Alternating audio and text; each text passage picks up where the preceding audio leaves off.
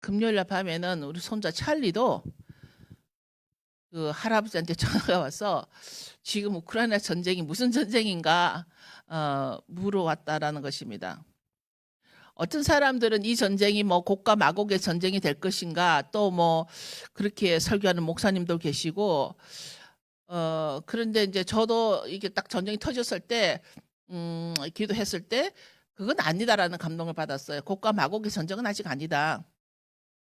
하나님의 뜻에 따라서 아수르도 쓰시고 또 이스라엘도 치게 하신 하나님 계획을 본다면 우리들은 정말 아버지의 뜻대로 하시옵소서, 이런 기도를 해야 할 것 같습니다.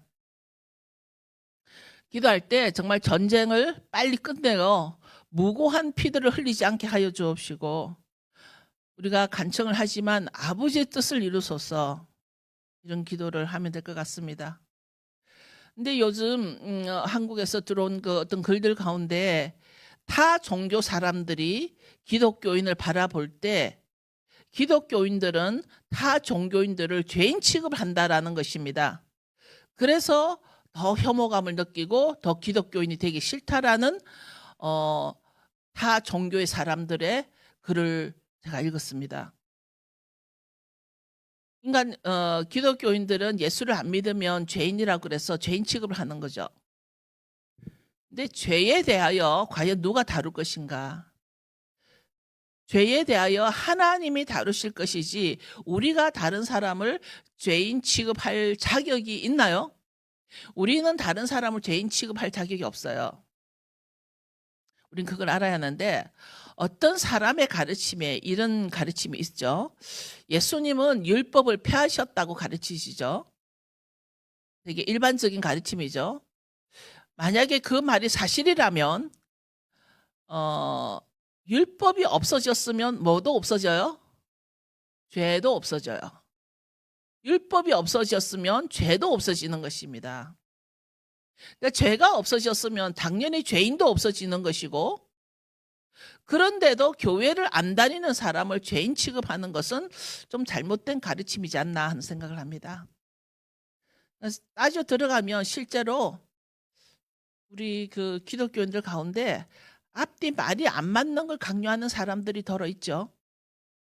우리가 살다 보면 각자의 삶이 참 이중적일 때가 있습니다. 이중적인 삶. 그건 뭐 꼭 기독교인뿐만 아니라 모든 그 인간사가 그럴 것 같습니다.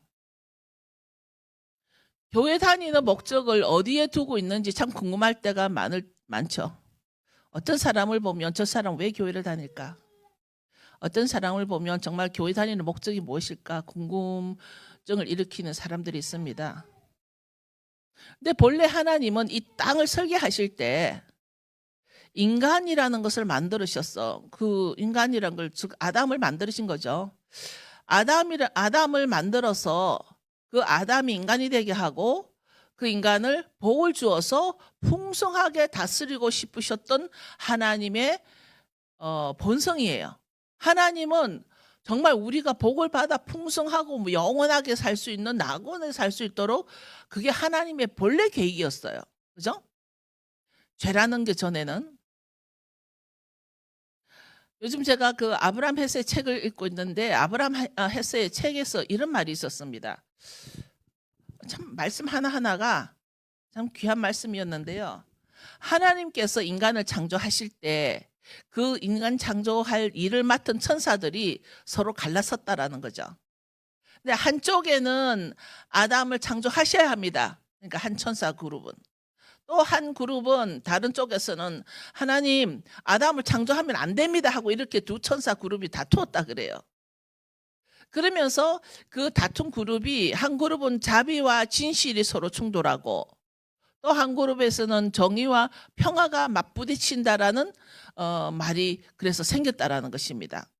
그 말이 시편 85장 10절에 나온 말씀을 바로 그때 하나님이 아담을 창조할 때 부딪혔던 말들이라고 합니다.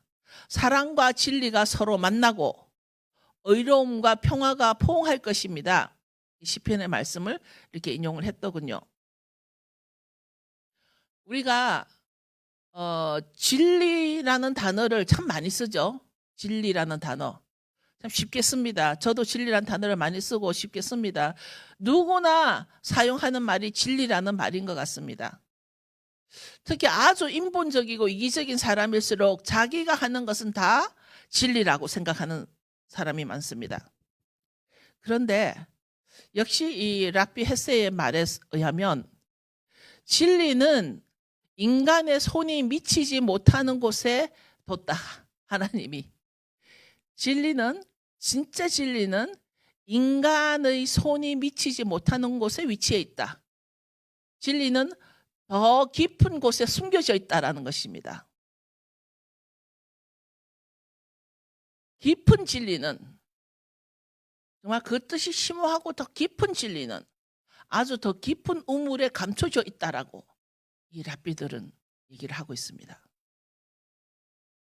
여러분, 우리는 교회를 올 때 신의 존재 앞에 나옵니다. 신의 존재 앞에. 그런데 우리는 전혀 어떤 신적 존재를 알려고 하기보다는 어떤 신을 깨달으려고 하지도 않은 채 와서 인간의 욕구를 채우는 것에만 관심을 가지고 오는 사람들이 많이 있는 것 같습니다. 하나님을 알려고 나오기보다 사람의 나의 욕망을 채우기 위해서 나오다가 어쩌다가 저기 멀리 무지개가 보이면 그 무지개를 향하여 뛰어갑니다. 그 무지개는 하나님 언약의 무지개라기보다는 보기에 아름답고 컬러풀하고 뭔가 일어날 것 같은 인간의 생각이라는 거죠. 보암직도 하고 먹음직도스러운 것이죠. 그것이 오늘날 우리에게는 벤자민이죠. 많은 사람들이 저기 벤자민이 보이면 그 어디나 현금 나라 하면서 뛰어갑니다. 벤자민이 뭐죠? 100불짜리에 있는 사진이 벤자민이에요. 벤자민 프랭클린. 사람들은 교회를 다닌다라고 생각을 하면서 신의 존재 앞에 내가 바로 서기보다는 벤자민을 향해 뛰어가는, 제가 이 말을 제가 하고도 제가 웃었습니다. 그 어디나 현금 나라 하면서 갑니다. 근데요, 하나님은 내가 나보다 하나님이 내가 더 복을 받기를 원하신다라는 그 하나님의 그 속성을 좀 깨달아 들어가면 좋을 것 같아요. 내가 원하는 내가 받기를 원하는 축복보다 하나님이 나에게 더 많은 복을 주기를 원하시는 하나님이라는 거예요.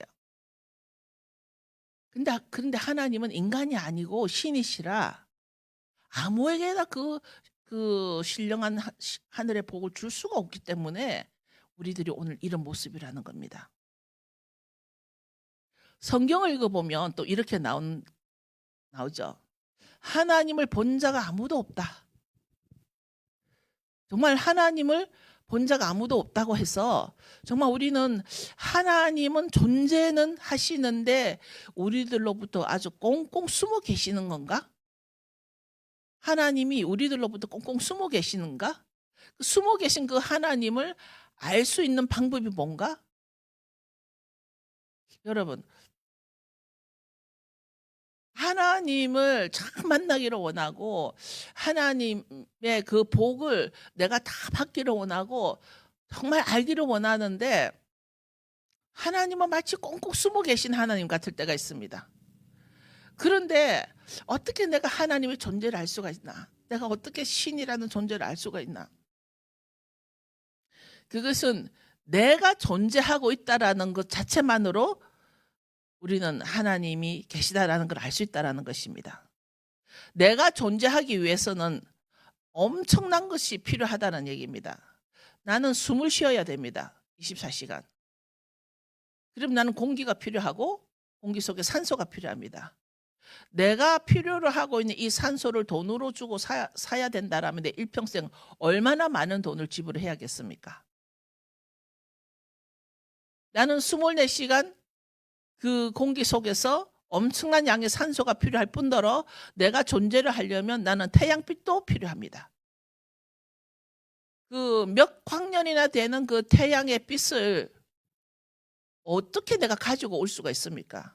난 태양빛이 없으면 살 수가 없는데 엄청 먼 곳에 가서 태양빛을 끌어와야 합니다. 내가 무슨 능력으로 그걸 끌어오겠습니까? 내 몸이 또 잠을 자기 위해서는 어둠도 필요합니다. 그래서 태양은 적당량 있다가 사라져 줘야 되는데 내가 무슨 힘으로 그 태양을 사라져라 하고 없애겠습니까? 생각해 보면요. 내 존재 자체가 하나님이 신이 있다라는 걸 증명할 수 있다라는 것입니다. 하나님은 숨어 계시지만 내가 존재하는 그 자체만으로 하나님을 인정 안 할 수가 없다라는 것입니다. 우리가 늘 어느 교회나 그러죠. 전 세계 어느 교회나 예배 전에 아니 그 설교 전에 찬양을 하죠. 우리가 찬양을 할 때는 거룩하시며 우리가 오늘도 거룩한 찬양을 했습니다. 거룩하시며 오늘도 숨어 계신 하나님께 우리는 그분의 능력과 위대하심과 거룩하심을 찬양을 안 할 수가 없다라는 것입니다. 다른 말로 우리가 찬양을 해야만 하는 이유가 바로 그런 분이 나의 하나님이기 때문에 그분을 사랑함으로 찬양을 안 할 수가 없다라는 것입니다. 우리가 교회에 모여서 내가 한두 사람 있는 곳에 내가 너와 함께 할 것이다. 우리가 교회에 모여서 우리가 같이 찬양을 하면서 한 영으로 한 하나님으로 한 말씀으로 같이 공동체를 이루고 있는 이유는 바로 그 찬양을 받기에 합당하신 하나님이 존재하시며 살아계시며 나와 함께 하기 때문이라는 것이죠. 그런데 하나님이 헛되다고 한 것을 우리는 목숨 걸고 사랑하는 경우도 있고요. 하나님이 사랑하시는 것을 우리는 우리의 판단과 우리가 정죄함으로써 버리는 경우도 있고요. 사람에 따라 다르겠지만 대부분은 몸에는 좋지 않는데 내 입맛에 달고 맛있으면 일단 먹고 보는 사람들도 많이 있습니다. 저도 그런 경우인데요. 일단 내 몸에는 안 좋은데 내 입맛에 맞으면 일단 먹고 봅니다. 그런데 지금 하나님이 제가 오늘 설교의 메시지는 이겁니다. 그 많은 사람들이 신부에 대해서 마지막 때 하면 내가 신부가 돼야 되잖아요. 그런데 신부는 누가 있어야 신부가 되는 거예요? 신랑이 있어야 신부가 되잖아요. 신랑이 내가 이제 너와 함께 하겠다, 내가 너를 사랑하고 내가 너와 함께 하겠다라는 프로포즈를 해야 돼요. 그런데 그런 프로포즈가 없이 나 혼자 신부가 된다는 말은 있을 수가 없다는 얘기입니다. 그런데 오늘 출애굽기 20장 6절에 오늘 아까 본 것 같이 나를 사랑하고 나의 명령을 따르는 자는 수천 대 자손에 걸쳐서 한결같은 사랑을 베풀 것이다. 자, 하나님이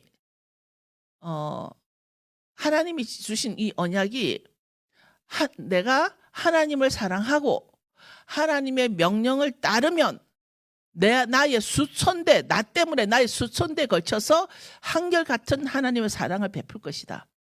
하나님이 언약을 하신 것입니다. 근데 그 하나님이 요한복음에 와서는 요한복음 14장 15절에 보면 너희가 나를 사랑하면 내 계명을 지켜라. 내 명령을 지켜라. 너희가 나를 사랑하면 내 명령을 지켜라. 하나님은 많은 말씀 가운데 계명과 사랑을 연결해 놓으셨어요.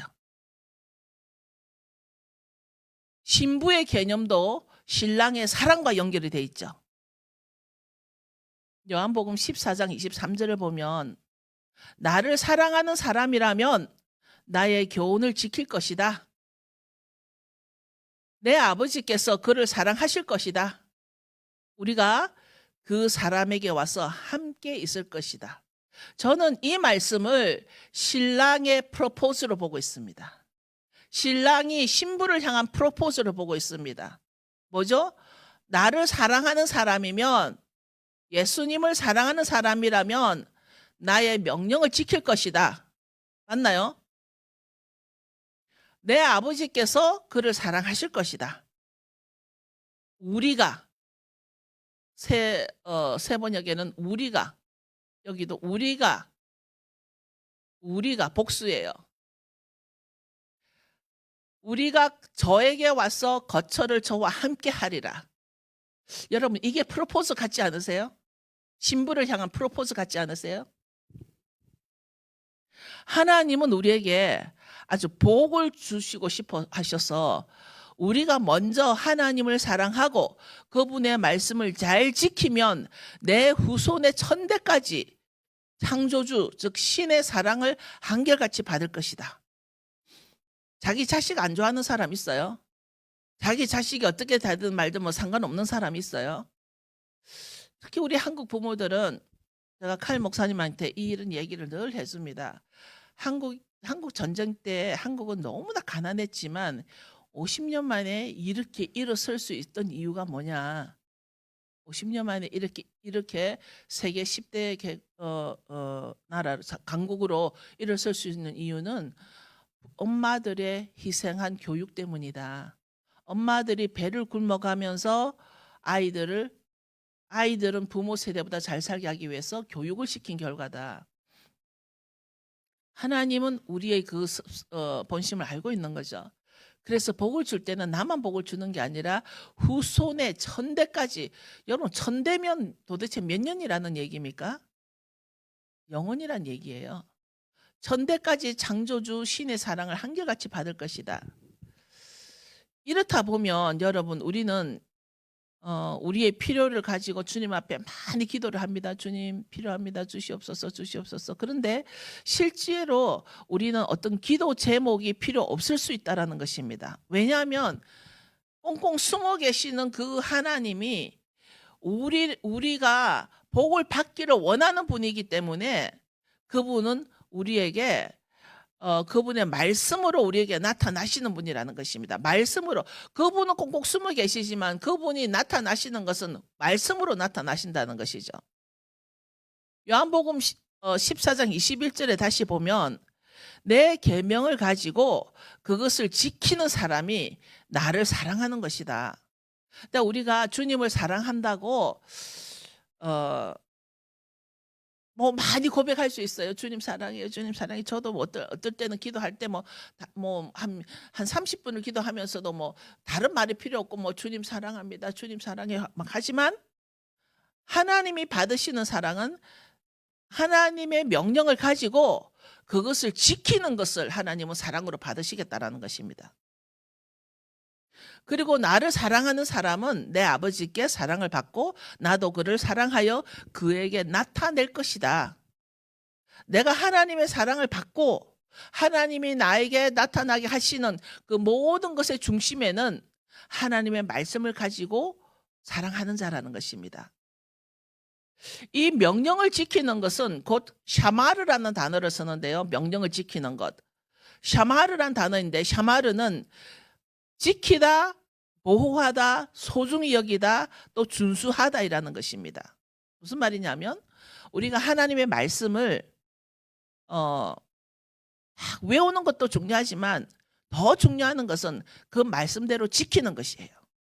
또 그 말씀을 내가 이것이 정말 진리이기 때문에 그 말씀을 보호할 줄도 알아야 된다는 것입니다. 그 말씀이 정말 아무런 사람에게 가서 다른 지식용으로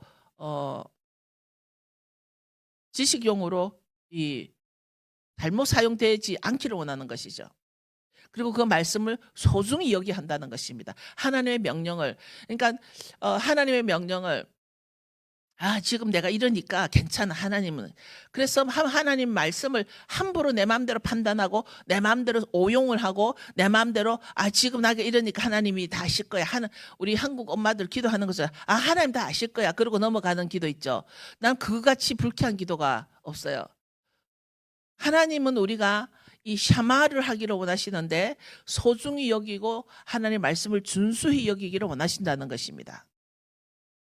내가 하나님의 계명을 지킨다는 것은 말씀을 내가 소중히 여기고 준수해야 한다는 것임을 깨달으시기 바랍니다. 우리는 지키고 행해야 한다는 것이죠. 이것이 바로 언약이라는 것입니다. 하나님은 우리에게 말씀을 가지고 언약을 주셨는데 지키고 행하도록. 지난주에 제가 말한 것 같이 아브라함과의 언약을 통해서 그 언약을 지키는 자의 정체성도 확인해 주시고, 언약을 지키는 자는 바로 예수 그리스도 안에서 아브라함의 후손이라는 정체성이 우리에게 주셨죠. 또 그 언약을 통해서 하나님과 나와의 관계도 설명을 해 주셨습니다. 하나님과의 그 언약 때문에 우리는 사랑과 용서를 실행해야 하며, 하나님의 그 말씀에 그것이 다 있으니까, 포함이 되어 있으니까 자비와 구제를 실행해야 하며, 결국 하나님의 계명은 하나님의 성품이 되는 거죠. 하나님이 우리에게 주신 그 말씀은 바로 하나님의 성품이고, 내 성품이 바로 하나님의 성품이 되기 위해서 우리가 주님 앞에 찬양하며 주님의 말씀을 깨달으며 말씀을 배우며 같이 예배를 드린다는 것입니다. 온전한 성품을 소유한 자는 누구일까요? 하나님밖에 없을 것 같습니다. 즉 예수님밖에 없을 것 같습니다. 우리는 그분의 성품을 담기 위해서 날마다 찬양하며 그분의 임재 속으로 들어가는 것 같습니다.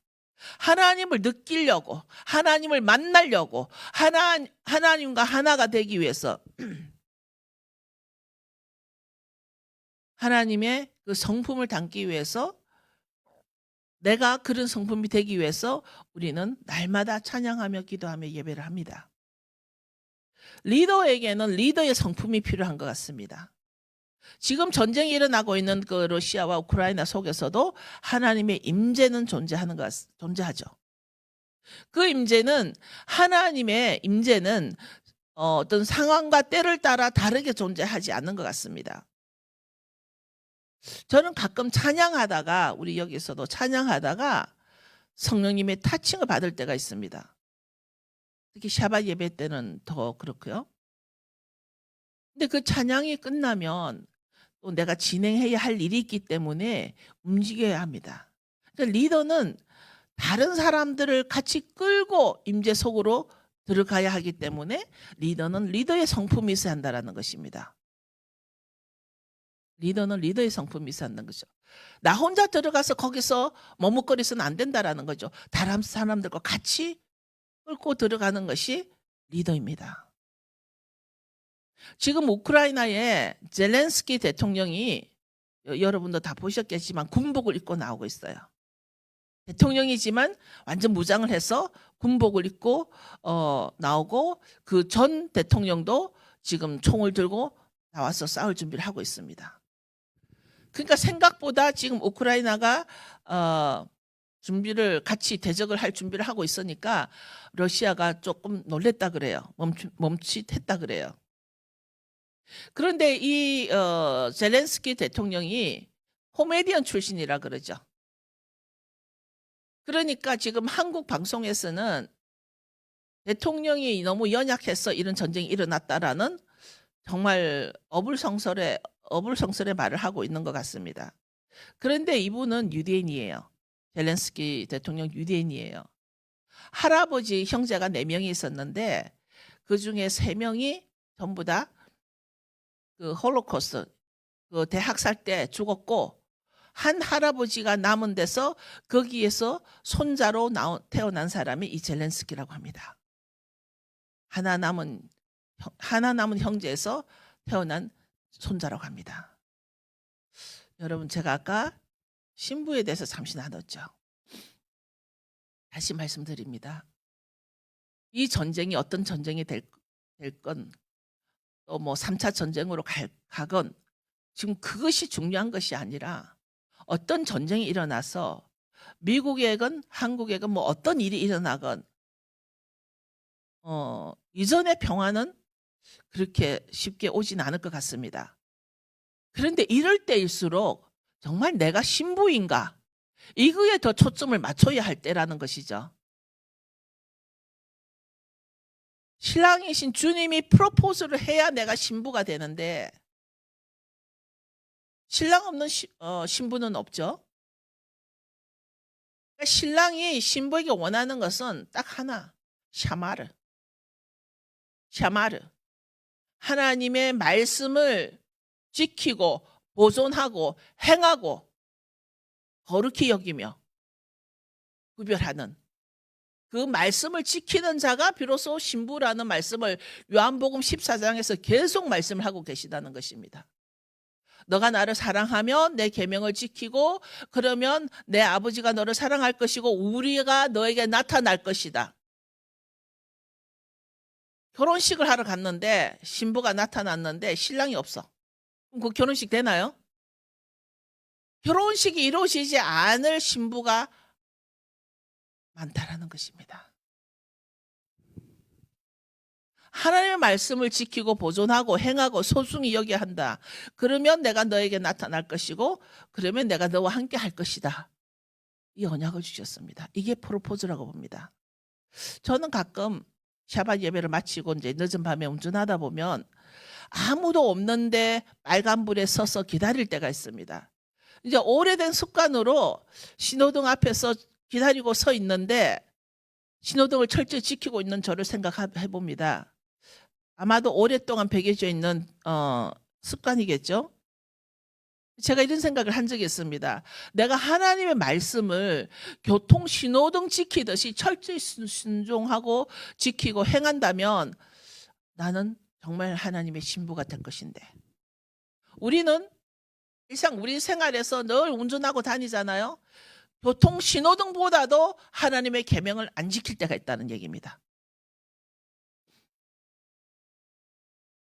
주님은 나를 사랑할 것이며 내가 정말 신호등 지키듯이 그렇게 하나님의 말씀을 순종하고 지키고 보존하고 보호하면 주님은 나를 사랑할 것이고 나에게 그분을 나타낼 것이고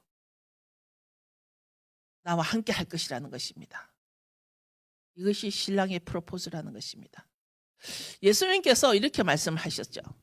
나를 사랑하는 사람이라면 나의 명령을 지킬 것이다. 나의 계명을 지킬 것이다. 그러면 내 아버지께서 그를 사랑하실 것이고 우리가 그 사람에게 와서 함께 있을 것이다. 여러분, 신랑과 신부는 함께 있는 것입니다. 요즘 많은 이슈들이 일어나고 있습니다.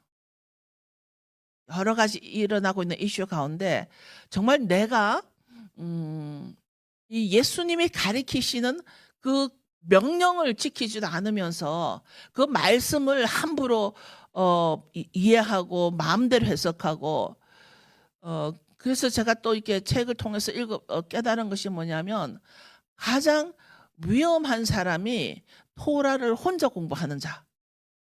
토라를 혼자 공부하는 자가 가장 위험하다라고 이 아브라함 헤세가 그렇게 말씀하셨어요. 그러니까 성경을 읽는 것은 굉장히 좋은 일인데 그 성경을 읽어서 지키고 행하는 것까지 오려면은 가르침이 있어야 된다라는 얘기예요. 그래서 교회가 필요하다는 거죠. 혹시 여러분 가운데도 프로포즈를 받지 않는 신부가 있습니까? 이 프로포즈는 하나님은 꼭 말씀과 묶어 놨다라는 얘기입니다. 요한복음 14장은 전체가 그 말씀입니다. 그 말씀은 이미 출애굽기 20장에서부터 너가 나를 사랑하고 내 계명을 지키면 내가 너희 후손의 천대까지 복을 줄 것이다 그랬습니다. 그렇다면 여러분 다시 한번 생각해 봅시다. 하나님의 사랑과 말씀을 엮어놨어요. 딱 묶어놨어요. 그것이 이루어질 때 그게 지키고 행하여지고 보존이 되면 내가 너에게 나타난다고 하는 거예요. 나타나는 것이 바로 내가 나를 신부로 인정해 주신다는 겁니다. 우리 내가 신부가 되었으면 이제 웨딩 사퍼 혼인 잔치에 이제 들어가야 되는데 혼인 잔치까지 들어갈 준비가 됐습니까? 자, 신부 뭐 자칭 신부라고 할 수 있어요. 자칭 뭐 혼자서 웨딩 드레스 입고서 집안에서 빙글빙글 돌 수 있어요. 자칭 신부가 있을 수 있어요.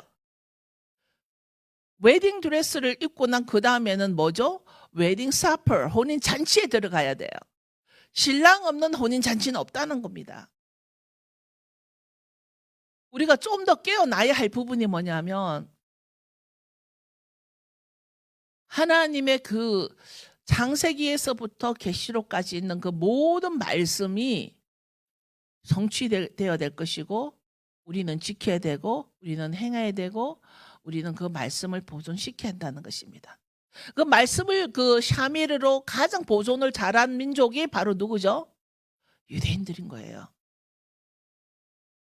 그런데 우리도 유대인의 어떤 뭐 자꾸 문제점만 지적할 것이 아니라 유대인들이 정말 구원은 유대인으로부터 먼저는 유대인이라고 했으니까 그 유대인들로부터 우리는 배워야 한다라는 것입니다.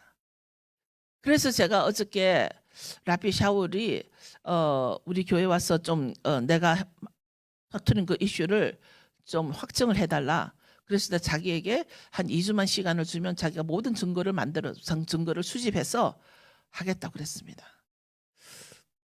여러분, 하나님의 말씀은 우리가 어떤 그것은 뭐 율법이다 그래서 폐해졌다.